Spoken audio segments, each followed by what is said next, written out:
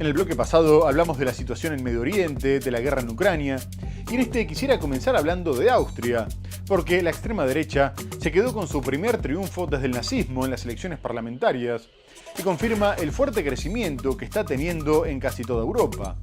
El ultranacionalista Partido de la Libertad de Austria, liderado por Herbert Kickl, desplazó al conservador Partido Popular como la principal fuerza del país, relegando al segundo puesto al canciller Karl Nehammer. Los de Kickl obtuvieron un 29%, casi 3 puntos más que el mandatario, lo que representa un aumento significativo de 12 puntos con respecto a las elecciones del 2019, e incluso supera el récord histórico de la formación alcanzado en 1999. Y los resultados generaron preocupación. En Viena hubo manifestaciones en las que se tildaba al partido de neonazi, mientras que en el resto del continente se vio como una muy mala noticia para los principales aliados de Ucrania en su guerra contra Rusia, dado que Kickl es muy crítico con el suministro de armas a Kiev y las sanciones a Rusia, y ya ha dicho que su ejemplo a seguir era el húngaro Viktor Orbán, que mantiene una tensa relación con Bruselas, tanto por Ucrania como por otros temas como la degradación de la democracia y el respeto a las minorías. Además, también se señala que el Partido de la Libertad mantiene una postura xenófoba y euroescéptica, todas cuestiones que llevaron al presidente del país, Alexander Van der Bellen, a recordar que no estaba obligado a encargarle la formación del gobierno al partido ganador. De cualquier forma, es difícil que la extrema derecha llegue al Ejecutivo, dado que necesitan socios para obtener la mayoría parlamentaria, y el resto de los partidos se niega a aliarse con ellos. El Partido Liberal ha conseguido la primera victoria electoral parlamentaria de una formación de extrema derecha en la Austria posterior a la Segunda Guerra Mundial. En una proyección de la televisión pública, el partido ha alcanzado el primer lugar, con un 29,2% de los votos. Esta victoria ha desplazado al Partido Popular del actual canciller al segundo puesto, con un 26,5%. Wir haben das verinnerlicht, wir fühlen uns bestärkt und wir werden von diesem Weg auch nicht abgehen. Diese 29% sind für uns eine Bestärkung. Diesen Weg, den wir bisher gemeinsam eingeschlagen haben, mit noch größerer Intensität. El líder de extrema derecha necesita un socio de coalición con el que conseguir la mayoría parlamentaria, algo que parece complicado. Está abierto a negociar con otras formaciones, pero hasta ahora sus rivales, incluidos los de derechas, han dicho que no harán pactos con él. En un discurso en Viena, el canciller saliente asegura que ha sido un día amargo. Lo dice tras perder las elecciones. Mit Herbert Kickl, der an Verschwörungstheorien glaubt, die WHO als nächste Weltregierung bezichtigt und das Treffen in Davos als Vorbereitungstreffen für die Weltherrschaft, kann man so vernünftig und verantwortungsvoll keinen Staat machen. La victoria del Partido de la Libertad ha provocado protestas ante el edificio del Parlamento en Viena. Los manifestantes llevaban pancartas con las que acusaban a la formación ganadora de ser un partido nazi. Uno de los países europeos donde se vio un ascenso de la extrema derecha es Francia, dado que su victoria en las elecciones al Parlamento Europeo hizo que el presidente Emmanuel Macron adelantara las legislativas e impidiera que ganara pactando con la izquierda, aunque posteriormente la terminó traicionando, ya que a pesar de la victoria de la coalición progresista, conformó un gobierno todavía más a la derecha. Pero más allá de su crecimiento, los ultras de Marine Le Pen atraviesan un momento complicado, dado que su líder y otros 26 miembros de Reagrupación Nacional están acusados de malversación de fondos públicos europeos mediante contratos falsos de asistentes parlamentarios, utilizando el dinero para gastos del partido, unos hechos que habrían tenido lugar entre el 2004 y el 2016, y que además de representar penas que podrían llegar hasta los 10 años de cárcel y multas de hasta 1 millón de euros, podría derivar en la inhabilitación de Le Pen para ocupar cargos públicos, frustrando sus aspiraciones de volver a representar a su espacio en las elecciones del 2027, ya que la prohibición podría tener una vigencia de una década. Marine Le Pen se presentó ante el tribunal asegurando que estaba tranquila porque creía en la justicia y que no tenía nada que esconder. y por lo pronto parece que su imagen no se vio resentida, ya que su partido sigue liderando las encuestas de cara a las próximas elecciones. De cualquier forma, el abogado del Parlamento Europeo dijo que tras 10 años de investigación había pruebas suficientes del fraude de 7 millones de euros y que todos los acusados sabían lo que estaban haciendo, incluso el fundador del partido y padre del actual líder, Jean-Marie Le Pen. Comienza en Francia un juicio en el que el partido de extrema derecha Agrupación Nacional y sus miembros están acusados de malversar fondos de la UE. El juicio involucra a 27 antiguos miembros y actuales del partido, incluida la excandidata presidencial Marine Le Pen y su padre, Jean-Marie Le Pen. Los procesados están acusados de utilizar indebidamente dinero de la UE destinado a los asistentes parlamentarios para pagar al personal que trabaja para el partido. Los cargos van desde malversación de fondos hasta complicidad u ocultación del uso indebido de dinero público, y si son condenados, los miembros del partido se enfrentan a hasta 10 años de prisión y multas de hasta 1 millón de euros. También podrían quedar inhabilitados para postularse a cargos electos durante 5 años. Una posibilidad que podría ser descarrilar una hipotética cuarta candidatura presidencial de Marine Le Pen en las elecciones de 2027. No es la primera vez que un partido político se enfrenta a acusaciones de este tipo en Francia. El exministro de Justicia François Bayrou fue sometido a juicio por motivos similares este año. Aunque fue absuelto, varios miembros de su partido fueron condenados a penas de prisión cuya ejecución quedó suspendida y a multas de decenas de millones de euros. Il y a dans le dossier des éléments qui établissent que Madame Le Pen, les dirigeants du Rassemblement national savaient parfaitement ce qu'ils faisaient, ils l'ont fait en connaissance de cause, et donc cela les implique. C'est la grosse différence parce que autant M. Bayrou a pu faire une défense qui consistait à dire « je ne suis au courant de rien, je n'ai pas participé à cette opération, je demande la relax ». Y ahora quisiera pasar a Estados Unidos porque continúan las campañas de cara a las elecciones presidenciales del 5 de noviembre y lo hacen en un escenario de mucha incertidumbre, en el que la demócrata Kamala Harris parece aventajar por una mínima diferencia al republicano, pero este se impondría en estados clave y ganaría con los delegados de Georgia y Arizona, donde se encontraría 4 o 5 puntos por delante, mientras que en Carolina del Norte la diferencia sería de 2 puntos. Pero más allá de las encuestas, hay miedo con respecto a la seguridad de Trump, ya que después de los 2 intentos de asesinato en su contra, la inteligencia nacional le comunicó al expresidente que Irán tenía planes reales para matarlo, con el objetivo de desestabilizar el país y vengar la muerte del general Qasem Soleimani, a quien mandó a asesinar en el 2020. Poco después, su campaña aseguró que Teherán estaba aterrado por la fuerza de Trump, mientras que el exmandatario dijo que si esto sucediera con él como presidente, amenazaría con hacer saltar por el aire al país en cuestión. Pero más tarde, Trump sorprendió afirmando que podría intentar reactivar el acuerdo nuclear con Irán, del que él mismo se había retirado, lo que indicaría que la República Islámica estaría más cerca de conseguir el arma atómica.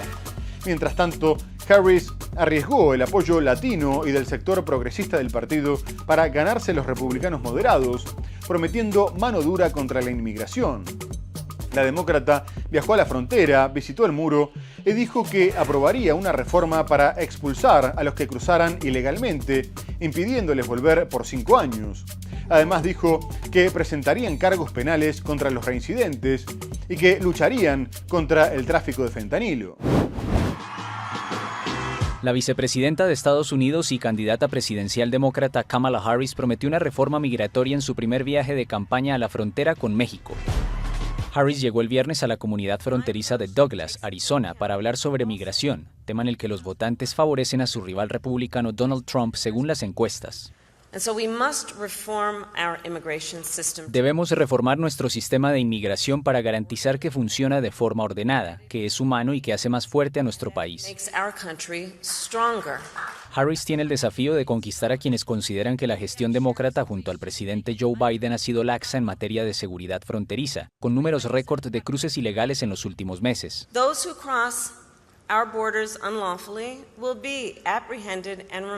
Aquellos que crucen nuestras fronteras ilegalmente serán detenidos y expulsados y se les prohibirá volver a entrar durante 5 años. Presentaremos cargos penales más severos contra los infractores reincidentes, y si alguien no presenta una solicitud de asilo en un punto de entrada legal y en cambio cruza nuestra frontera ilegalmente, se le prohibirá recibir asilo.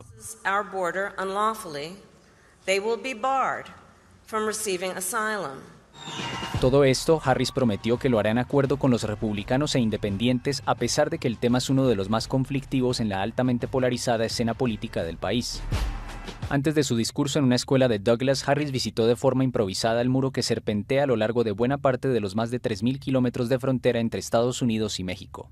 Pero los demócratas están teniendo problemas en Nueva York, dado que su alcalde, Eric Adams, fue acusado con 5 cargos penales, entre los que se destacan el de soborno, fraude electrónico y conspiración, así como la solicitud de contribuciones de campaña a ciudadanos extranjeros, lo que en su conjunto le podría significar hasta 45 años de cárcel. El alcalde, que se convirtió en el primero en ser acusado mientras ocupa el cargo, se declaró inocente de todos los cargos, asegurando que era un día muy doloroso, pero que no pensaba renunciar, porque podía defenderse mientras desempeñaba sus funciones, aunque la gobernadora Kathy Hochul está pensando en destituirlo, considerando que la situación del alcalde es insostenible, y le pidió que reflexionara. La Fiscalía intenta probar que Adams conspiró con funcionarios turcos para recibir dinero para su campaña electoral, utilizando donantes encubiertos.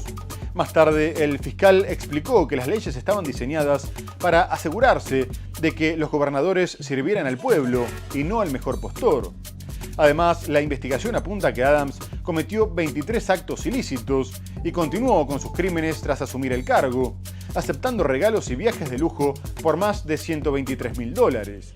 Esta situación ha generado un gran revuelo en la política local, justo cuando Adams preparaba su campaña para las elecciones del año que viene, para la que ya había aceptado dinero ilegal. De cualquier forma, no se cree que tenga una repercusión importante en las elecciones presidenciales de noviembre, ya que el estado es claramente demócrata. El alcalde de Nueva York, el demócrata Eric Adams, fue acusado por la justicia de delitos como fraude electrónico, solicitud de donaciones ilegales para la campaña electoral en el extranjero y conspiración para el soborno.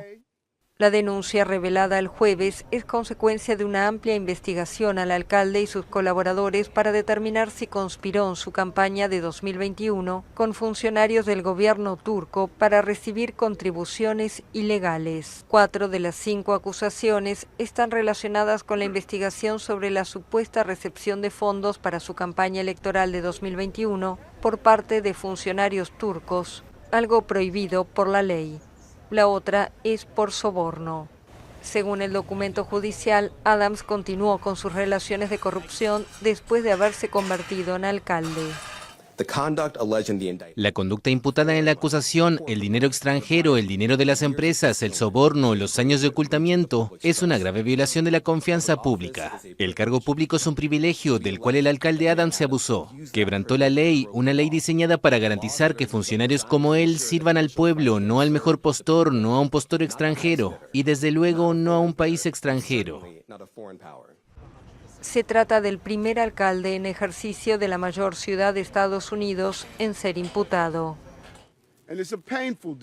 Adams, de 64 años, se declaró inocente y aseguró que se defenderá de las acusaciones en su contra mientras continúa con su trabajo en la ciudad. Quisiera bajar a México, pero antes de hablar de la toma de posesión de Claudia Sheinbaum, que se convirtió en la primera mujer presidente de la historia del país, quisiera hablar de la violencia descontrolada en Sinaloa, dado que hay 2 facciones enfrentadas en el cártel que lleva el nombre del Estado, después de que el pasado 25 de julio Estados Unidos arrestara a uno de los jefes, Ismael Mayo Zambada, que a su vez acusó de traición a uno de los hijos del Chapo Guzmán, por lo que comenzó una guerra dentro de la organización. Y en este contexto, el mandatario saliente, Andrés Manuel López Obrador, viajó a Sinaloa y dijo que durante su administración nunca había pasado algo así, destacando que los delitos habían bajado un 29% con respecto a la presidencia de Enrique Peña Nieto y los homicidios hasta un 19%, pero que esta situación tenía que ver con una mala decisión tomada por Estados Unidos en referencia al arresto. Además, agregó que por eso no aceptaban el injerencismo, ya que no eran colonia de nadie, y que había viajado hasta Sinaloa porque la Embajada de Estados Unidos había recomendado no ir al estado. Por último, afirmó que en su momento se había rechazado la idea de catalogar como terroristas a los narcotraficantes porque con esa excusa podían ingresar ejércitos extranjeros. Y poco más tarde, el embajador norteamericano Ken Salazar aseguró que Estados Unidos no tenía la culpa de la violencia que había en el país y que le correspondía a las autoridades mexicanas definir y solucionar la problemática. La guerra entre las facciones se intensificó a partir del 9 de septiembre y en los siguientes 18 días tuvieron lugar 106 asesinatos. Bienvenidos a Culiacán, está escrito en esta van en el estado de Sinaloa, México. Dentro del vehículo, varios cuerpos en bolsas y atados con cintas. Minutos después, pasa fuertemente escoltada la caravana del presidente Andrés Manuel López Obrador, de visita en la capital sinaloense. Esta fue la bienvenida del crimen organizado al mandatario mexicano, que el viernes expresó sus condolencias por la ola de violencia en Culiacán. López Obrador prometió que las Fuerzas Armadas actuarán para evitar enfrentamientos violentos. Nos duelen todas las pérdidas de vidas humanas y vamos a seguir participando en Sinaloa con las Fuerzas Armadas para evitar los choques, para evitar los enfrentamientos. Y ojalá y se entienda de que todos queremos vivir en paz. Un pronunciamiento que llega después de críticas a su administración y en especial a su política de seguridad. Abrazos, no balazos. Una consigna que en Sinaloa no existe. Desde el 9 de septiembre estalló una pugna por el control del narcotráfico en este punto estratégico del noroccidente mexicano. Amnistía Internacional expresa su profunda preocupación por el alarmante aumento de la violencia en Sinaloa que ha llevado a la desaparición de decenas de personas. Nos solidarizamos con quienes han sido afectados por esta crisis. La Malliza, liderada por el hijo de Ismael El Mayo Zambada, capturado en Estados Unidos, acusa de traición a uno de los hijos del Chapo, por lo que declaró la guerra a la facción de los Chapitos. Y ahora sí, vamos a terminar hablando de la toma de posesión de Claudia Sheinbaum como la primera presidente mujer en la historia del país. La mandataria representa una continuidad de lo que fue el sexenio de Andrés Manuel López Obrador, que terminó su periodo con un 70% de imagen positiva, tras sacar de la pobreza a más de 10 millones de personas, y anunció que se retiraría de la política. El mandatario saliente deja como legado la reforma de seguridad por la que la Guardia Nacional pasó a depender del Ministerio de Defensa y la de Justicia que permitirá que los jueces sean elegidos por voto popular. No obstante, dejó casi 20 reformas pendientes de aprobación, entre las que se destacan las de salud, educación y la intención de universalizar las pensiones. Pero no encontrarán demasiada oposición en el Congreso, dado que Sheinbaum tendrá una amplia mayoría en ambas cámaras. En su discurso, la mandataria destacó que su llegada al Ejecutivo era una victoria de todas las mujeres y afirmó que su antecesor había sido el mejor presidente que había tenido el país. En cuanto a la política exterior, tampoco se esperan demasiados cambios, aunque la relación con Estados Unidos dependerá en gran medida de quién gane las elecciones del 5 de noviembre. A su vez, se destacó que la ceremonia de Asunción generó una fuerte polémica con España, dado que evitó invitar al rey Felipe VI por considerar como una falta de respeto que el monarca no haya respondido a una carta enviada por López Obrador en el 2019, en la que lo invitaba a disculparse en nombre de la corona por los agravios de España durante la conquista, y esto hizo que el gobierno de Pedro Sánchez no enviara representación oficial. Un momento histórico para México. Claudia Sheinbaum juró el martes ante el Congreso como la primera presidenta del país de habla hispana más poblado del mundo. La exalcaldesa de Ciudad de México del izquierdista partido Morena recibió el mando de manos de su aliado y mentor, Andrés Manuel López Obrador. Gracias por siempre. Ha sido un honor luchar con usted. Hasta siempre, hermano, amigo, compañero, Andrés Manuel López Obrador. Durante su discurso, la flamante mandataria afirmó que se respetarán las libertades civiles y las inversiones privadas, en medio de preocupaciones por proyectos de ley impulsados por su predecesor. En nuestro gobierno garantizaremos todas las libertades, la de expresión, de prensa, de reunión, de movilización. La libertad es un principio democrático y nosotros somos demócratas. Se respetarán los derechos humanos y nunca usaremos la fuerza del Estado para reprimir al pueblo. Cualquiera que diga que habrá autoritarismo está mintiendo. La nueva presidenta inicia su mandato único de 6 años en medio de protestas por la reciente reforma del Poder Judicial que convertirá a México en el único país del mundo en elegir a todos sus jueces por voto popular. Estados Unidos ha criticado la reforma diciendo que representa un riesgo y una amenaza para la relación entre los dos países. Muy bien amigos, se nos ha terminado el programa. Hemos hablado del conflicto en Medio Oriente, con el ataque de Irán a Israel, la invasión terrestre de Israel al Líbano. Abordamos otras cuestiones como la guerra en Ucrania, la asunción de Claudia Sheinbaum en México, pero lo tenemos que dejar hasta el próximo domingo para seguir analizando la actualidad internacional en Más Mundo IP. Muchas gracias por habernos acompañado y hasta entonces.